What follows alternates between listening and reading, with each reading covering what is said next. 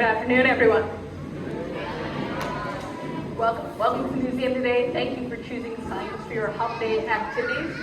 My name is Janine, and you have joined me for our 2 o'clock lightning show. Now, before I begin, I do have a couple really quick announcements.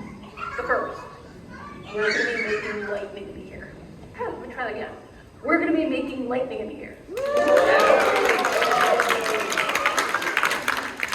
There we go. Yes, it will be a lot of fun. It will also be bright and loud. And just so we're all on the same page, I want you to know the lightning we make in here is as bright and as loud as natural lightning striking very close by. And because of this, because I do this program often, I'll be wearing some hearing protection from time to time. So when you see me put on my lovely set of earmuffs, know there's a loud sound that's about to happen, and it's a good idea to cover your ears. All right, now the other thing I want you to know is where the exits are, in case you need them. Now the theater's big, it's kind of dark. Please take a moment, look around, find your nearest door.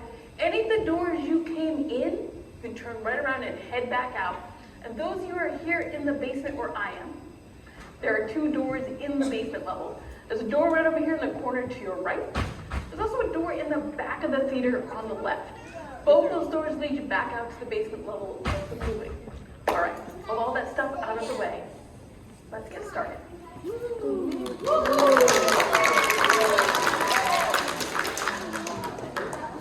All right. First, I'd like to introduce you to the star of the show. This big machine we've been staring at the last few minutes. This thing I've been looking at is called an air-inflated Van de Graaff generator. It was designed and built by Dr. Robert Van de Graaff in the early 1930s. And he built this big thing to smash atoms. Okay, so what you're looking at is the very first atom smasher that was built and used here in the United States. Yes, this machine is a piece of history. Now, I'm sure you're wondering, well, what are we going to do with it today?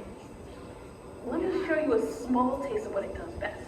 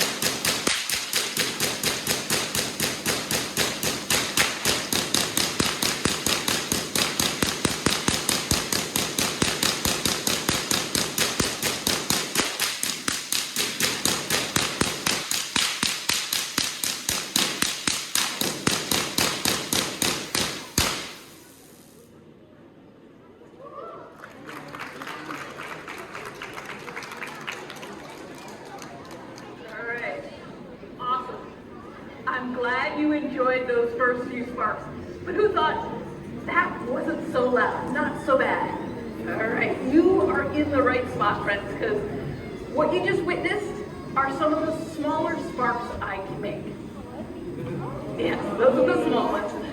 So things will get bigger, they'll get louder, and I promise at the end, I will crank everything up as high and as loud as it'll go. Yes, we're gonna have some fun with it.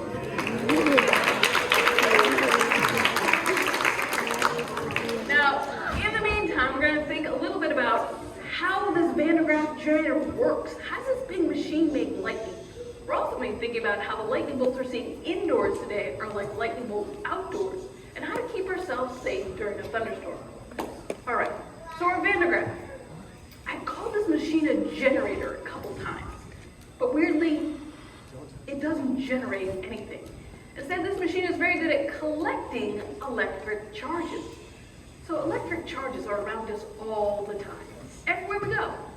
Every day, we're surrounded by these things, and that's because all the stuff in our universe is made of atoms. And inside of an atom, that's where you find electric charges. So everything's got them all ready. The air you're breathing right now, full of electric charge. The clothes you're wearing, the walls around us, even your own body. Yes, you, all of your friends are brimming head to toe with electric charges. And our Van de Graaff, also brimming full with electric charge. But as you can see, nothing exciting is happening. No lightning bolts. And that's because these electric charge things come in two kinds. We call them positive and negative. Yeah, there you go, positive and negative. Now these two kinds are usually found in equal amounts. They balance each other out and nothing special happens. It's only when you get more of one kind of electric charge in a place do we start to notice their effects. And that's what the Van de Graaff is really good at doing, collecting one kind of electric charge at a time. So let's take a peek inside the machine to see how it gets it done. All right, switching views here so you can see inside our giant Van de Graaff. On the screens, we've got a camera that's lined up. It's actually one level below where I'm standing, so that camera is looking inside this wooden column. All right, so what do you see there? There's, well, the bottoms of 3 giant rubber belts. They're side by side by side. They're about 4 feet wide, and they stretch from below. They go up through the wooden column, all the way up to the metal sphere at the top, then they loop back downstairs. They're like giant conveyor belts, and they're on really big motors. I'm going to turn those motors on, and let's see what happens.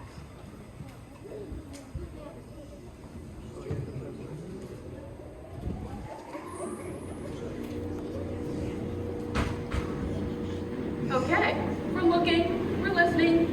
You can hear that whirling noise, the motors are running. Look at the screens, you'll notice things moving around. The big belts are getting up to speed. Top speed is right around 60 miles an hour. Next, I'm going to start pushing negative charges onto the bottom of the belt. And since the belts are moving, the negative charge is going to travel all the way to the top. And at the top, you can see those big metal surfaces. Once the negative charges get up there, it's all one kind of charge, and one kind repels from itself, pushes away.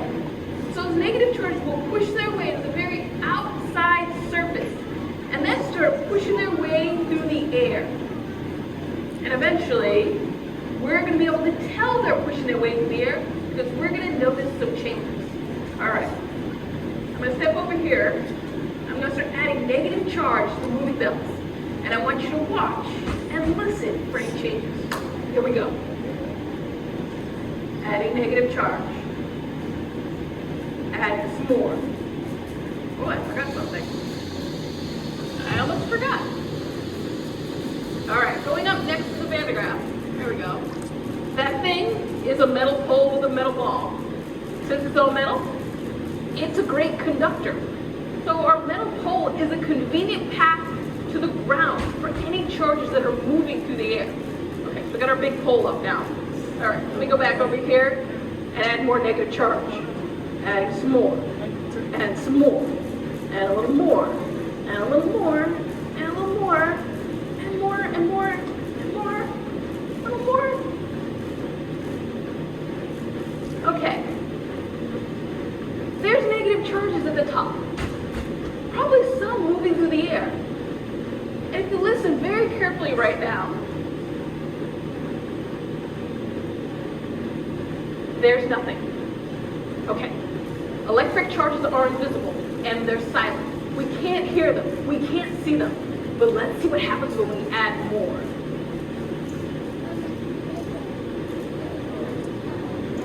There we go. Adding negative charge, a little bit more.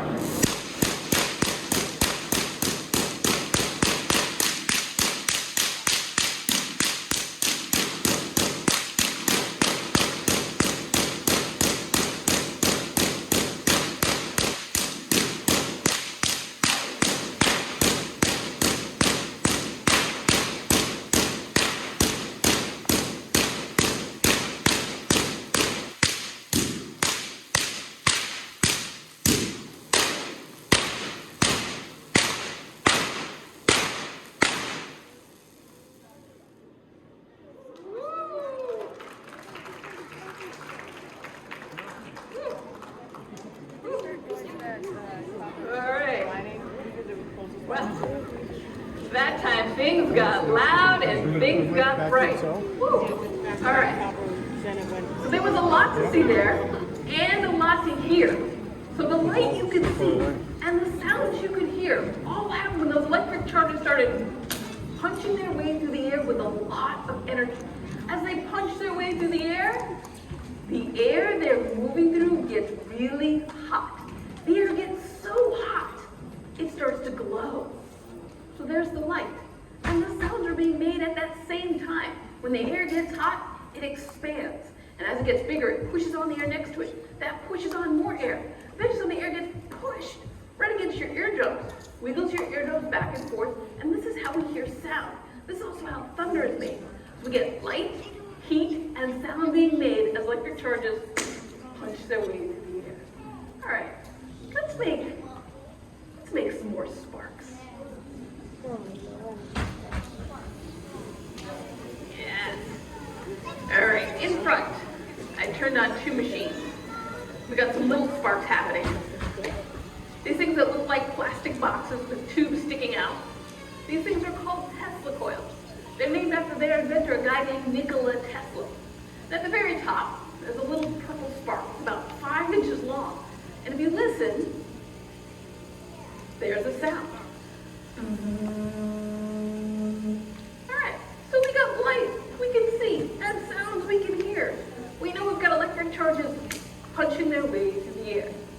Now, unlike our Van de Graaff, these Tesla coils have no moving parts. Instead, they start by getting plugged into the wall. And there's a coil of wire that's wrapped round and round and round. We're moving electric charges through that coil of wire.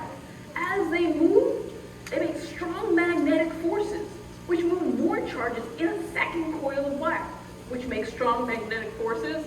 And the end result is those electric charges getting shoved out at the top. All right, now, besides these sparks being smaller than the sparks we saw from our Van de Graaff, there's something else different about them. Notice the sound they make.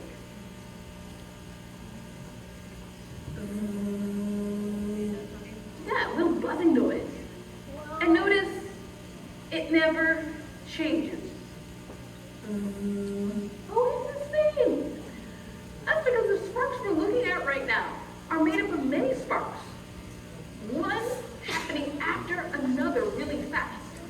120 sparks are happening each second. Okay, try to imagine 120 tiny sparks that make 120 tiny pops, pop, pop, pop, pop, pop, pop, pop, pop, pop, pop, all squished together in 1 second's time, over and over and over. Our ears just hear. What if we could change the number of sparks? What if we could make many more happen in that same amount of time? How do you think the buzzing sound would change? Or what if we made fewer? How might the sound change then? All right, I can't change these two Tesla coils I've shown you so far, but I do have one here in the theater that we can. It's behind the wires. Let me put the camera on it. There we go. All right, so on my right, behind the wires, these things look like copper columns with silver donuts at the top. These two things are, well, more Tesla coils. And with these two, we can change the number of sparks they make in any moment. All right, so make a prediction in your head about how you think these are going to sound. We're going to concentrate on the one in the back, because the one in the front is offline right now. But put that prediction in your head. I am going to give you one hint. They are a lot bigger. So yeah, they're going to be a lot louder.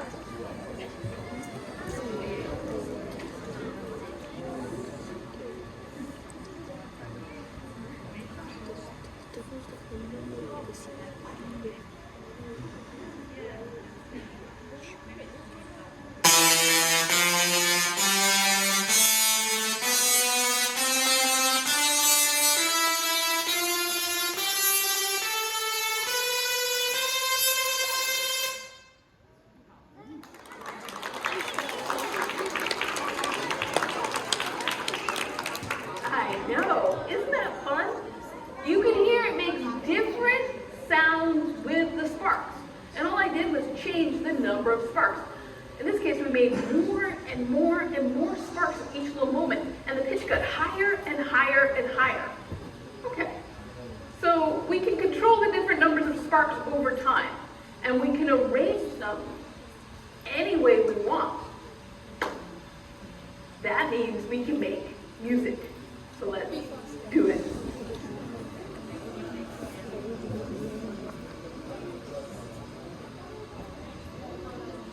Here we go.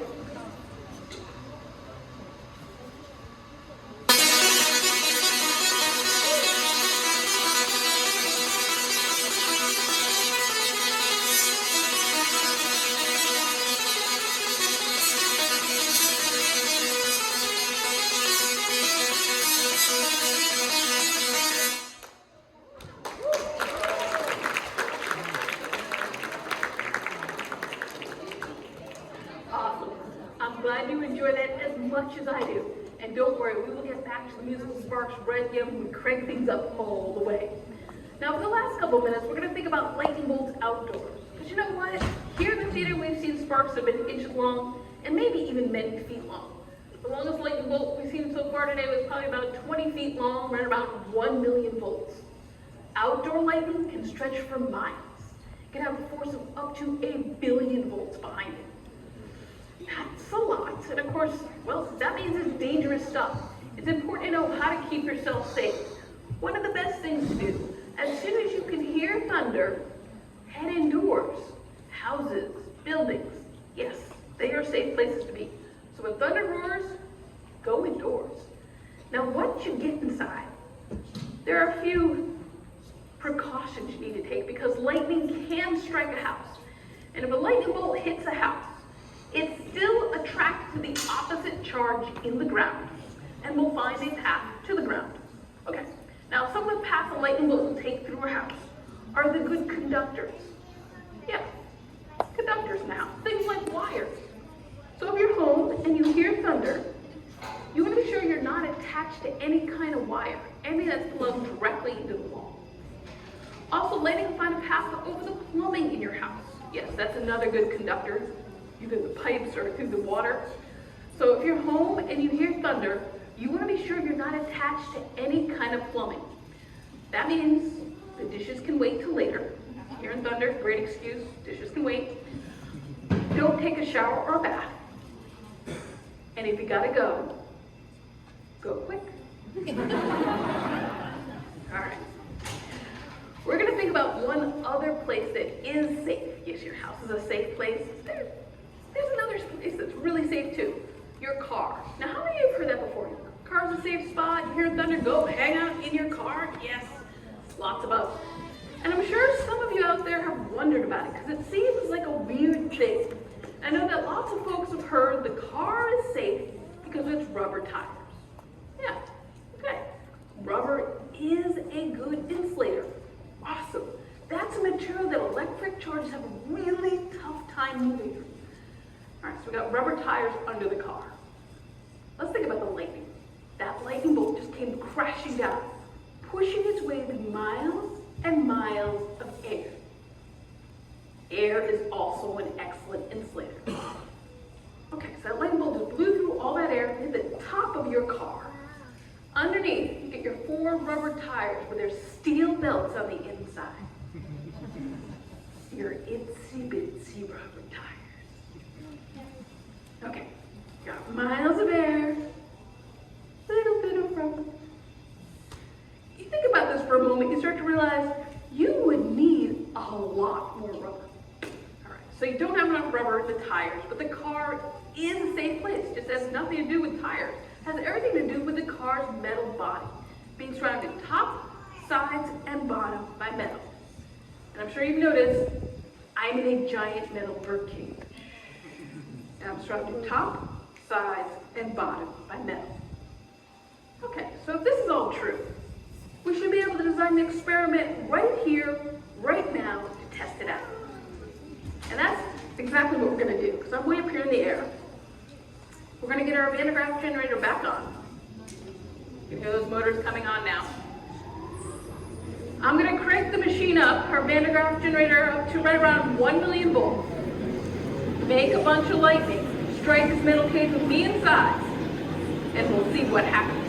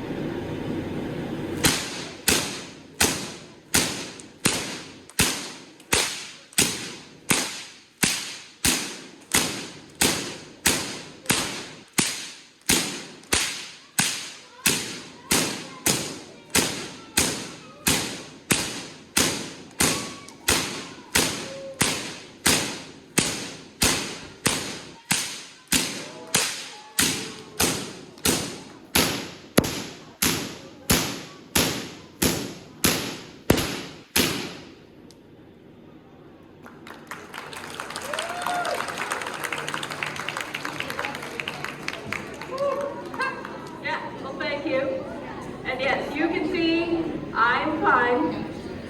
I'm sure you noticed I was able to touch the inside with my fingers, no problem. But what was happening? When those moving, changing lightning bolts hit the metal of the cage, it turned this whole cage into a giant magnet for a moment. So we had the magnetic force working together with the electric force, and they worked together to push the electric charges to the very outside surface, keeping me inside safe.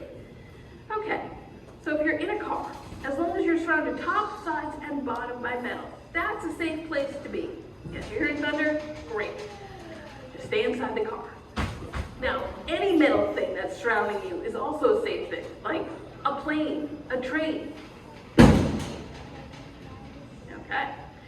A little more of a drop than I wanted there, but everything seems fine. We're going down really slowly now. All right, so where are we going? I'm almost down to the bottom here. And as I step back out in front, it's going to be time for us to crank things up all the way. Get yourself ready.